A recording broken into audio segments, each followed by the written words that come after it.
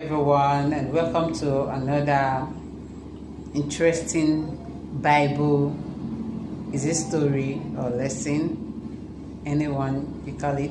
I'm going to tell you about what I've read so far in Matthew chapter 1. Matthew chapter 1 has 25 verses, and the story in Matthew chapter 1 is divided into two.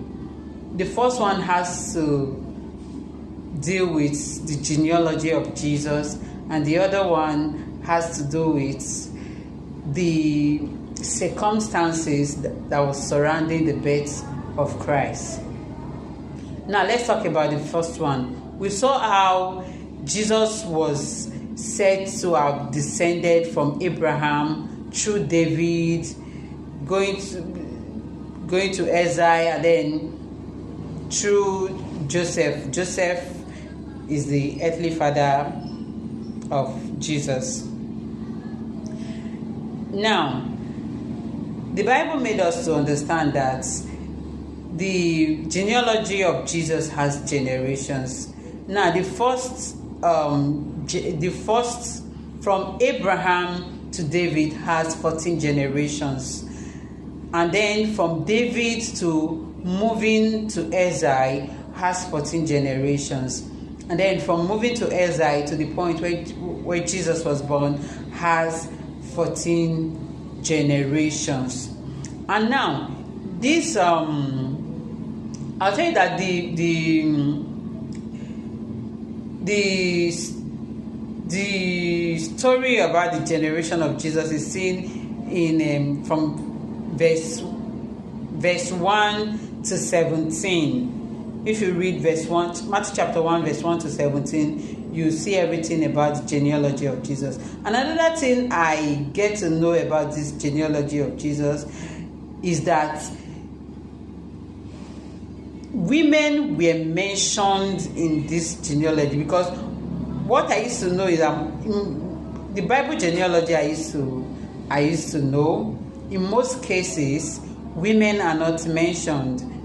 In most cases you just see men being mentioned. But in this case of the genealogy of Jesus, you see that about 5 women were mentioned. You see the like of Rahab, we have Tamar, we have Ruth, we have I think the wife of Uriah, I think Bathsheba, and then Mary was also mentioned. You see, it shows the inclusivity of women to this whole grace thing, to this whole gospel thing. So that's that for the first part. That's talking about the genealogy of Jesus. And in the genealogy of Jesus, it shows that Jesus is a descendant of David. Is a descendant of David. That's what is a Old Testament prophecy that was fulfilled in Matthew chapter 1. Okay. Now, going straight to the circumstances surrounding the birth of Jesus, the Bible made us to understand that at that time Mary was betrothed to Joseph, and later Joseph found out that Mary was pregnant, was carrying a baby in her womb. But Joseph was not comfortable with that, but he didn't want to disgrace Mary, just disgrace her like that. So he decided to privately put Mary away without people knowing what happened. But as he was planning that, the angel of the Lord visited him in a dream, and the angel told him, "Oh, Joseph, son of David," you see, Joseph, son of David, "do not be afraid to take Mary as your wife, because that which she is carrying in her womb is of the Holy Spirit." So the angel also told him that the child is carrying should be named Jesus. So that was that. So when he woke up, he did according to what the angel told him to do. He did not say, no, I will not do it. He did not say that. He did not say that. He did accordingly.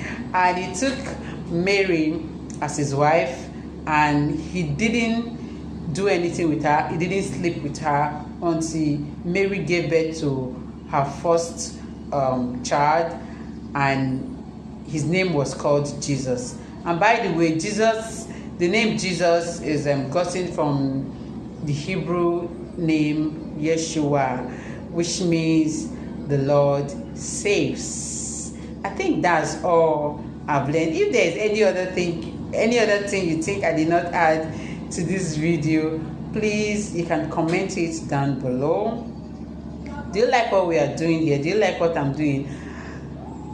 Why not subscribe to this channel, and if you like our video, give us a thumbs up, share this video for others to learn what the Bible is saying, to learn from the Bible.